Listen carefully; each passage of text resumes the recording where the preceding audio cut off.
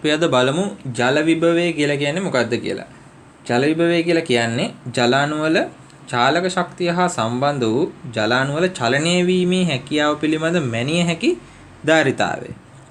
එතකොට පිරිසිදු ජල ද්‍රාවණයක් හෝ ජල වාෂ්පවල පවතින නිදහස් ජල අණු වල චාලක ශක්තිය මත තමයි මේ ජල විභවය කියන මිනුම රඳා පවතින්නේ. එතකොට කිසියම් පද්ධතියක වූ නිදහස් ජල අණු සංඛ්‍යාව වැඩි වෙන විට ජල අණු වල චාලක ශක්තිය වැඩි වෙනවා. එතකොට ජල විභවයද වැඩි වෙනවා. අපි ගත්තොත් කිසියම් පද්ධතියක නිදහස් ජල අණු ප්‍රමාණය වැඩි වෙන්න මේ ජල විභවය කියන එක වැඩි වෙනවා. එතකොට ජල විභවය කියන එකට දෙන සංකේතය තමයි මෙන්න මේ සංකේතය. එතකොට ඉස්සෙල්ලාම අපි දැනගන්න ඕනේ උපරිම ජල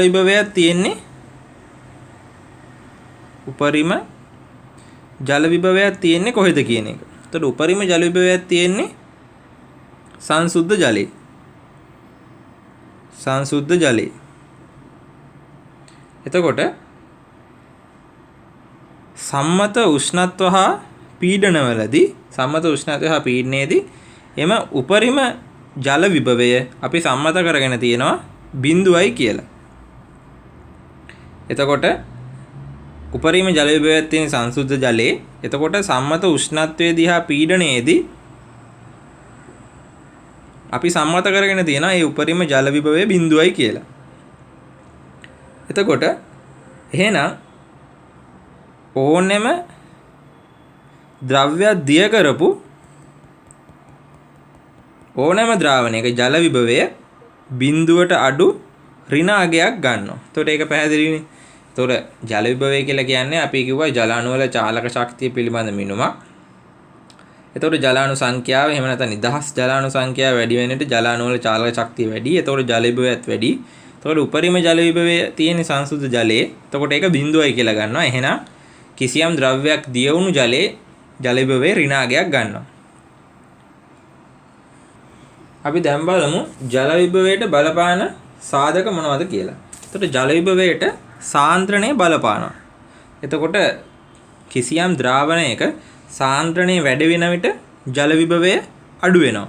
මොකද සාන්ද්‍රණය වැඩි වෙනවා කියලා කියන්නේ ඒ ජලීය ද්‍රාවණයේ දිය වෙලා තියෙන අංශු ප්‍රමාණය වැඩි වෙනවනේ. එතකොට අංශු ප්‍රමාණය වැඩි වෙනවා කියලා කියන්නේ නිදහස් ජල අණු සංඛ්‍යාව අඩු වෙනවා.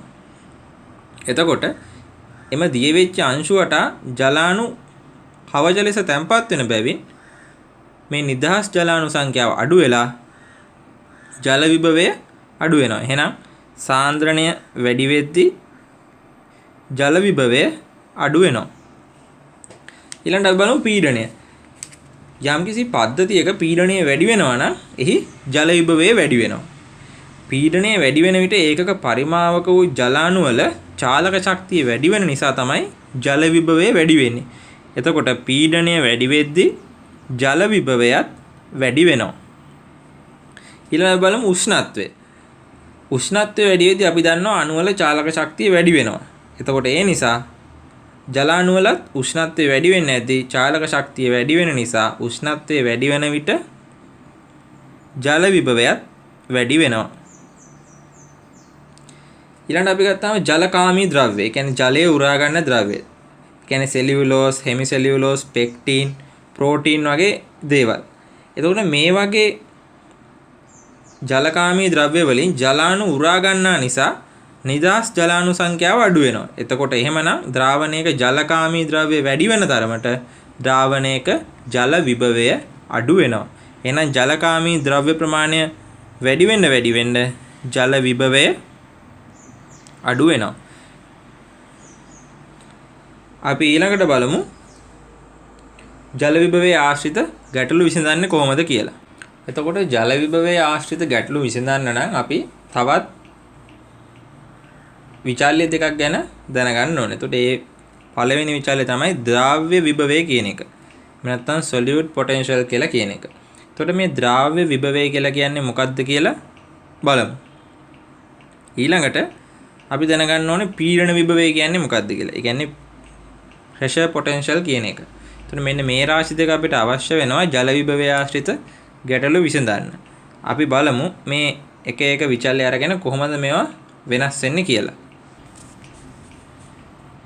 අපි ගත්තොත් ද්‍රාව්‍ය විභවය කියලා කියන්නේ මොකක්ද කියලා රේචිත ශාක සෛලයක, ඒ කියන්නේ මධ්‍ය රික්තකයක් සහිත ශාක සෛලයක රික්තකයේ රික්තක යුෂය තුල විවිධ ද්‍රව්‍ය දීවීම හේතු කොටගෙන සංසුද්ධ ජලයට සාපේක්ෂව එහි ජල විභවය පහත වැටෙන ප්‍රමාණයට අපි කියනවා ද්‍රාව්‍ය විභවය කියලා. එතකොට ද්‍රාව්‍ය විභවය කියන්නේ මොකක්ද කියලා ආයෙ බැලුවොත් ද්‍රාව්‍ය විභවය කියලා කියන්නේ රේචිත ශාක සෛලයක, ඒ කියන්නේ මධ්‍ය රික්තකයක් තියෙන ශාක සෛලයක මේ රික්තක යුෂය තුල විවිධ ද්‍රව්‍ය දීවීම නිසා සංසුද්ධ ජලයට සාපේක්ෂව එහි ජල විභවයේ පහත වැටෙන ප්‍රමාණය ද්‍රාව්‍ය විභවයේ ලෙස හැඳින්වෙනවා. ඒ කියන්නේ අපි දැන් ඉස්සෙල්ලා ගත්තනේ සංසුද්ධ ජලයේ තමයි ජල විභවයේ වැඩිම. ඒ කියන්නේ ඒක සම්මත උෂ්ණත්ව හා පීඩනයටදී බිඳුවට සමාන වෙනවා කියලා. එහෙනම් කිසියම් ද්‍රව්‍යයක් දිය වුණාම නිදහස් ජලාණු සංඛ්‍යාව අඩු වෙන නිසා මේ රික්තකයේ ජල විභවයේ පහත් වැටෙන ප්‍රමාණයට තමයි අපි කියන්නේ ද්‍රාව්‍ය විභවය කියලා. එහෙම නැත්නම් අපිට කියන්න පුළුවන් මේක සෛලයේ රික්තකයේ ජල විභවය කියලා. රික්තකයේ ජල විභවය කියලාත් කියන්න පුළුවන්. එතකොට අපිට මේ ද්‍රාව්‍ය විභවයට කියන්න පුළුවන් රික්තකයේ ජල විභවය කියලාත් කියන්න පුළුවන්.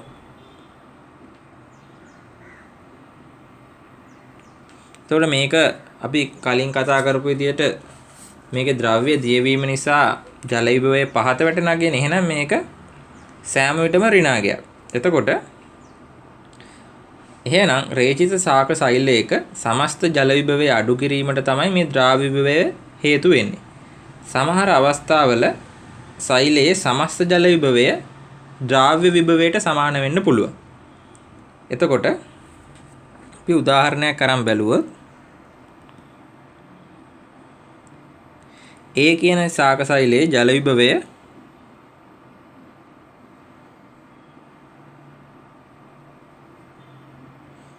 රික්තකයේ ජල විභවයට සමාන කියලා ගත්තොත් එතකොට අපි මේක ඒකකය කිලෝ පැස්කල්, එක පීඩනාගයක් නිසා පැස්කල් වලින් තමයි මයින්නේ. එතකොට කිලෝ පැස්කල් වෙන්න පුළුවන්, මෙගා පැස්කල් වෙන්න පුළුවන්. එතකොට මේ උදාහරණයේදී මේ A කියන සෛලයේ ද්‍රාව්‍ය විභවය ඍණ 300 කිලෝ පැස්කල් කියලා දීලා තියෙනවා. B කියන සෛලයේ ද්‍රාව්‍ය විභවය ඍණ 500යි කියලා දීලා තියෙනවා. එතකොට දැන් මේ සෛල දෙකෙන් මොකේද ද්‍රාව්‍ය විභවය වැඩි? එතකොට ඒක හරියට තේරුම් ගන්න ඕනේ. එතකොට මේක තේරුම් ගන්න ලේසිම ක්‍රමය තමයි මෙහෙම අපි ඉරක් ගහලා බලලා අපි බලමු මෙතන තමයි අපේ උපරිම ජල විභවය තියෙන්නේ. එහෙනම් ඍණ සංඛ්‍යා එන්නේ ඊට පස්සේ. එතකොට මේ B කියන සෛලයේ ඍණාගය වැඩි. එහෙනම් ඍණාගය වැඩි වෙනවා කියන්නේ මේ B කියන සෛලයේ රික්තකයේ ද්‍රව්‍ය දිය වෙලා තියෙන ප්‍රමාණය වැඩි. ඒ කියන්නේ මෙයාගේ ඍණාගය වැඩි වෙනවා කියන්නේ ද්‍රව්‍ය දිය වෙලා තියෙන ප්‍රමාණය වැඩි. ඒක නිසා තමයි මෙයාගේ ජල විභවය බිඳුවේ ඉඳන් 500ට යනකම් පල්ලෙහාට වැටලා තියෙන්නේ. එතකොට A කියන සෛලය ගත්තොත් එයාගේ 300 වෙනකන් ඍණ 300 වෙනකන් විතරයි ජල විභවය පල්ලෙහාට වැටලා තියෙන්නේ. එතකොට අපි මෙතන ගත්තොත් සෛල දෙක ගත්තොත් මේකේ ජල විභවය වැඩි වෙන්නේ A ගේ. එතකොට ද්‍රාව්‍ය විභවය සැලකුවාම ද්‍රාව්‍ය විභවයේ ඍණාගය වැඩි වෙන්න ජල විභවය පල්ලෙහාට වැටලා තියෙනවා. මොකද ජල විභවයේ උපරිමාගයේ බිඳුවනේ. ජල විභවයේ බිඳුවට ආසන්න වෙන්න වැඩි. එතකොට මේ A සහ B කියන සෛල දෙකේ අපි හිතුවොත් ද්‍රාව්‍ය විභවයේ ජල විභවයට සමානයි කියලා. එහෙනම් මේ ද්‍රාව්‍ය විභව අගයන් දෙකම අපිට A සහ B ගේ ජල විභව අගයන් ලෙසම කියන්න පුළුවන්. එහෙම කිව්වොත් එතකොට මේ සෛල දෙකෙන් ජල විභවයේ වැඩි සෛලය වෙන්නේ A කියන සෛලය. පැහැදිලිද? එතකොට ඒ උදාහරණයෙන් අපිට තේරෙනවා ද්‍රාව්‍ය විභවය කියන්නේ මොකද්ද? ද්‍රාව්‍ය විභවයේ අඩුයි හෝ වැඩි කියන්නේ මොකද්ද කියලා. එතකොට දැන් ද්‍රාව්‍ය විභවය වැඩි වෙනවා කියලා කියන්නේ මේ ඍණාගය වැඩි වෙනවා. ඊළඟට අපි බලමු පීඩන විභවය කියන්නේ මොකද්ද කියලා. එතකොට පීඩන විභවය එහෙම නැත්නම් ප්‍රෙෂර් පොටෙන්ෂල් කියන එක අපි පෙන්නනවා මේ සංකේතයෙන්. එතකොට අපි බැලුවොත් පීඩන විභවය කියන්නේ මොකද්ද කියලා.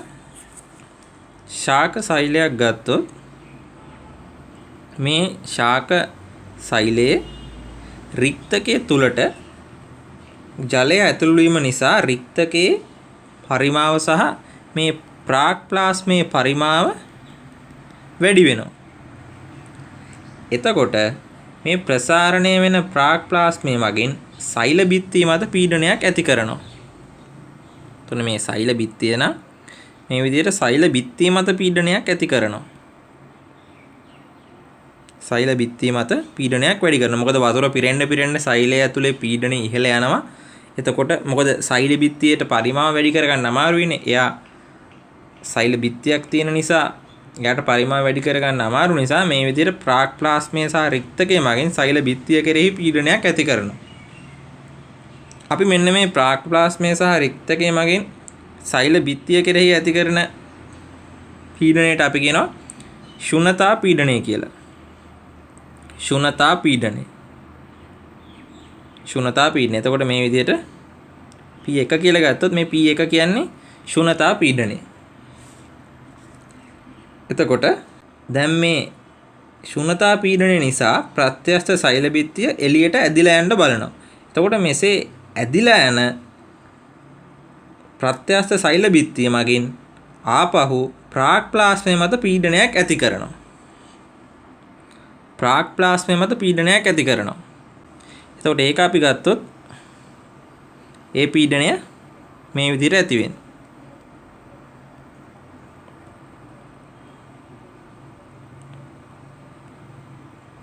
එතකොට අපි මේ සෛල බිත්තිය මගින් ඇති කරන එක්කෙනා P2 කියලා සැලකුවොත් එයාට අපි කියනවා බිතු පීඩනය කියලා. ඒ කියන්නේ සෛල බිත්තිය මගින් යොදන පීඩනය, බිතු පීඩනය.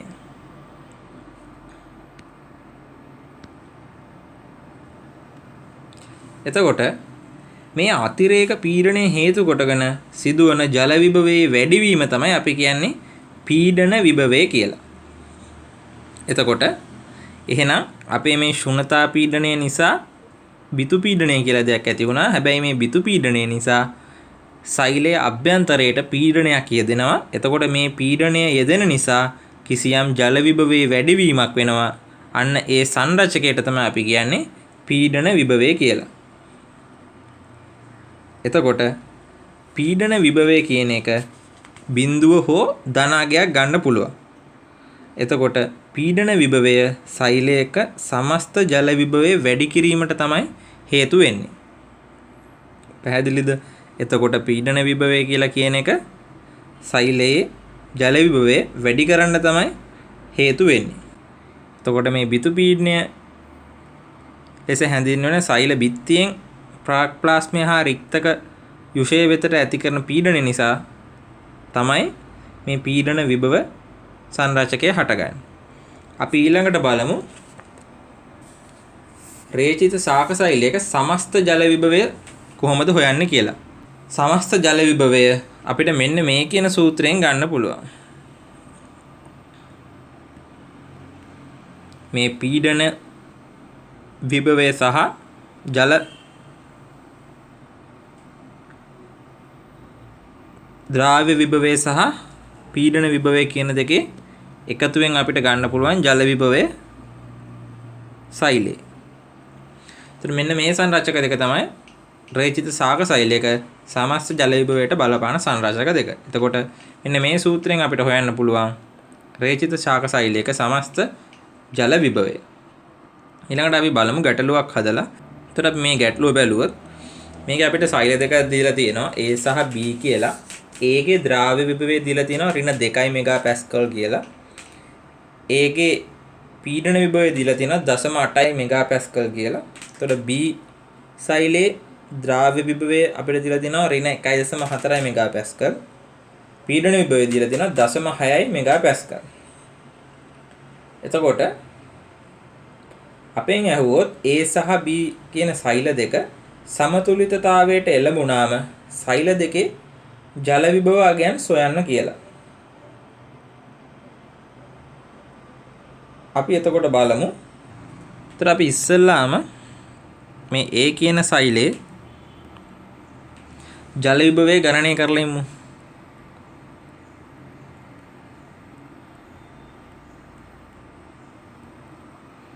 එතකොට අපිට එනවා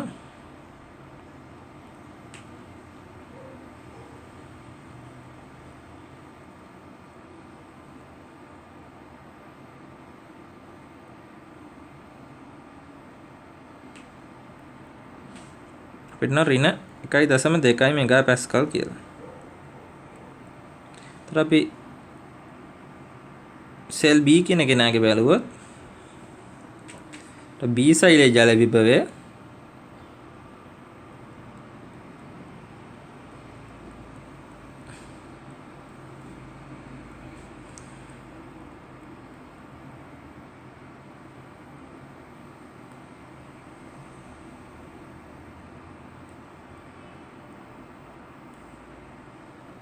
අපිට එනවා ඍණ 0.8 මෙගා පැස්කල් කියලා.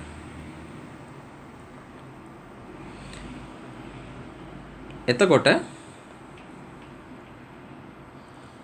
මේ ජල විභව දෙක ගත්තාම වැඩි ජල විභවයේ තියෙන්නේ කාටද?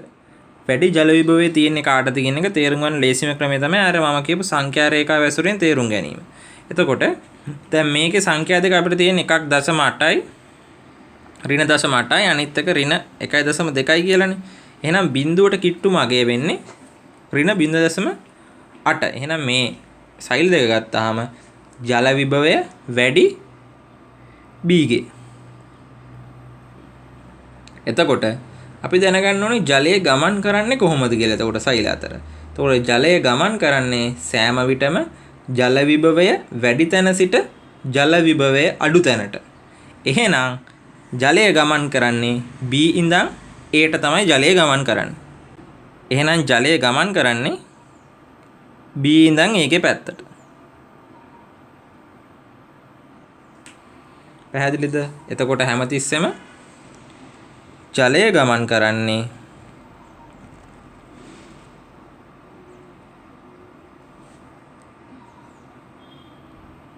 ජල විභවය වැඩි තැන සිට අඩු තැනට. ඒතර අපි ගණන් දෙක හදලා හොයාගත්තා. කාගේද ජල විභවය වැඩි? B සෛලේ. එහෙනම් ජලය ගමන් කරන්නේ B සෛලේ ඉඳන් A සෛලයට. එතකොට දැන් මේ ජලය ගමන් කරලා මේ සෛල දෙක සමතුලිත වෙන්නේ කොහොමද? එතකොට ජලය ගමන් කරලා සමතුලිත වෙන්නේ සෛල දෙකෙහි ජල විභව එකිනෙකට සමාන වෙනකම් ජලය ගමන් කරලා තමයි සමතුලිත වෙන්නේ. එහෙනම් සමතුලිත අවස්ථාවේදී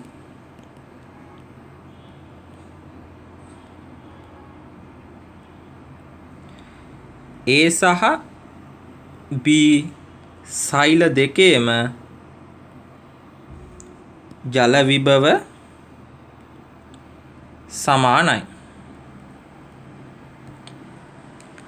එතකොට එහෙනම් මොකද්ද වෙනස් වෙන්නේ? එතකොට මේ ටිකේ.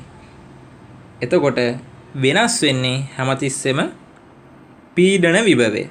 එතකොට අපි ගන්නවා පීඩන විභවය තමයි වෙනස් වෙන්නේ සමතුලිතයේදී සෛල දෙකේම ද්‍රාව්‍ය විභව වෙනස් වුනේ නැහැ කියලා. මොකද ද්‍රාව්‍ය විභවය කියන්නේ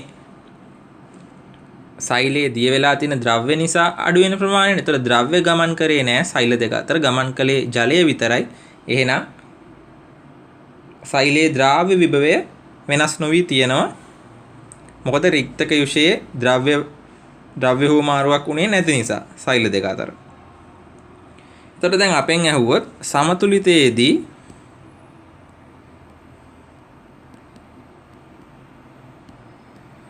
නව පීඩන විභව මොනවාද කියලා. එතකොට අපේ වැදගත්ම උපකල්පනය තමයි සමතුලිතයේදී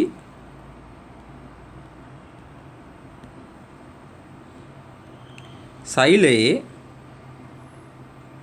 ද්‍රාව්‍ය විභවය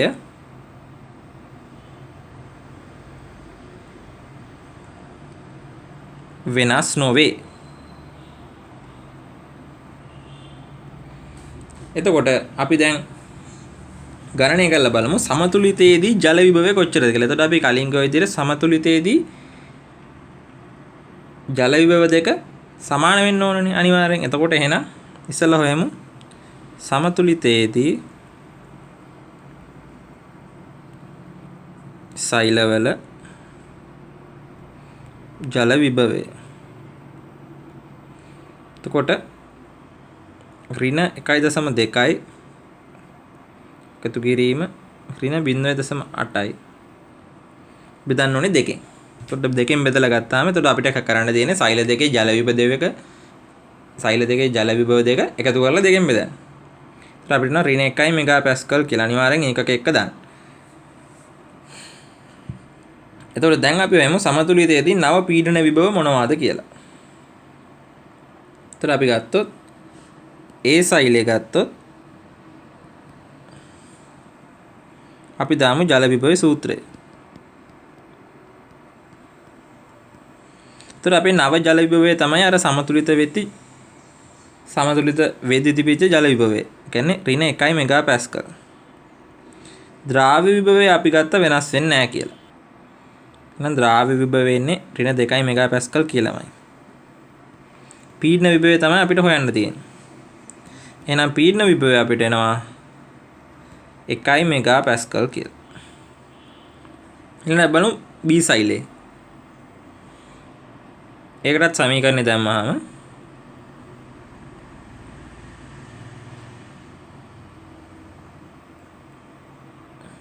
ජල විභවය අපේ සමතුලිත ජල විභවය ඍණ 1යි. ද්‍රාව්‍ය විභවය වෙනස් වුන්නේ නැහැ. පීඩන විභවය තමයි අපිට හොයන්න තියෙන අගය. පීඩන විභවය අපිට එනවා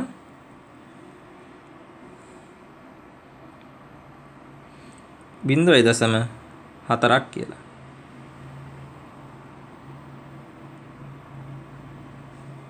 ඒතර අපි දන්නවා පීඩන විභවය හැමතිස්සෙම බිඳුව හෝ ධනාගයක් වෙන්න ඕන. ඒතර හරියනේ. එතකොට අපිට ආපු උත්තර දෙක හරියද කියලා බලා ගන්න පුළුවන්. එතකොට මේ විදිහට තමයි ජල විභවයේ ආශ්‍රිත ගැටලුවක් විසඳන්න ඕනේ. ඊළඟට අපි බලමු සෛලයක් ද්‍රාවණයකට දාපුවම මොකද වෙන්නේ කියලා. එතකොට අපි සෛල දෙකක් අතර ද්‍රව්‍ය වුමාරු කතා කළා. අපි දැන් බලමු සෛලයක් ද්‍රාවණයකට දාපුවම මොකද වෙන්නේ කියලා. අපි ගත්තොත් මේ සෛලයේ පීඩන විභවය 500යි කිලෝපැස්කල්. ද්‍රාව්‍ය විභවය ඍණ 900යි කිලෝපැස්කල්. මේ සෛලය අපි දානවා ජල විභවය ඍණ 600ක් වන ද්‍රාවණයකට. ඒතර අපෙන් අහනවා මේ ද්‍රාවණයකට දාලා සමතුලිත වුණාට පස්සේ සමතුලිත වූ පසු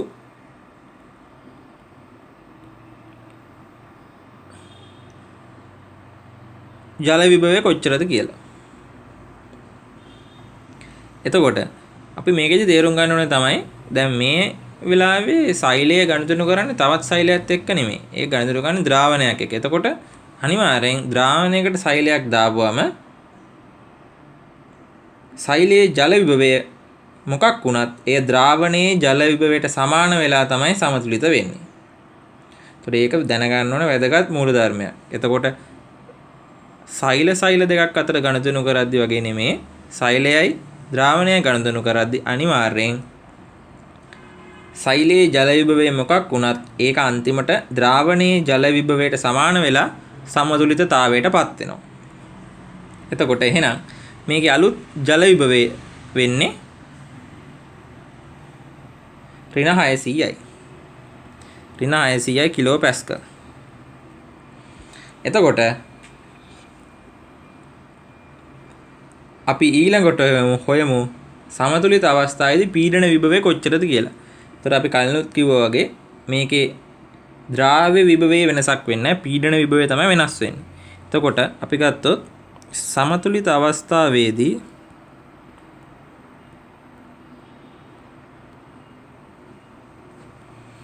පීඩන විභවය. එතකොට අපි ජල විභව සමීකරණයට දාලා ගත්තොත්